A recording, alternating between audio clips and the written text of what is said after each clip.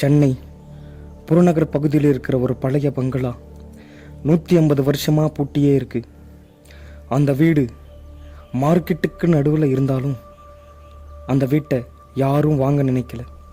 ஏன்னா அந்த வீடு கடந்த 20 வருஷமாக யாரும் நிரந்தரமாக கொஞ்ச நாளைக்கு கூட இருந்ததில்லை.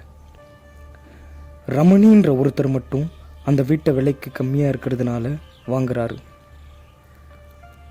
அப்புறம் வீட்டை ரெடி பண்ணி குடும்பத்தோடு அந்த வீட்டில் செட்டில் ஆகுறாங்க. செட்டில் ஆன 4வது நாள் ரமணியோட பொண்ணு திடீர்னு நடுக்கத்தோட, அப்பா, ஒரு பாட்டி என்னை விளையாட கூப்பிடுதுன்னு சொன்னான். ரமணி, அதெல்லாம் ஒன்றும் இல்லைம்மா, அது கனவுதான்னு சொல்கிறான். மறுநாள் அதே மாதிரி அவனோட மனைவிக்கும் நடக்குது. இது என்னன்னு வீட்டு ஓனர்கிட்ட விசாரிக்கும்போது அவர் சொன்னது, ஆமாம், அது என்னோட அம்மா தான். அந்த வீட்டிலேயே இறந்து போயிட்டாங்க.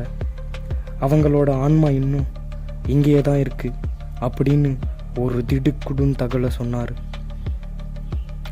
இதை கேட்டதும் ரமணி வீட்டை காலி பண்ணி போனார். அவர் போனதும் வீட்டில் இருக்கிற பொருள் எல்லாம் தானாகவே நகர ஆரம்பிச்சது. இது மாதிரியான மிஸ்டீரியஸான கதைகளை தெரிஞ்சுக்க நம்ம சேனலை சப்ஸ்கிரைப் பண்ணிடுங்க.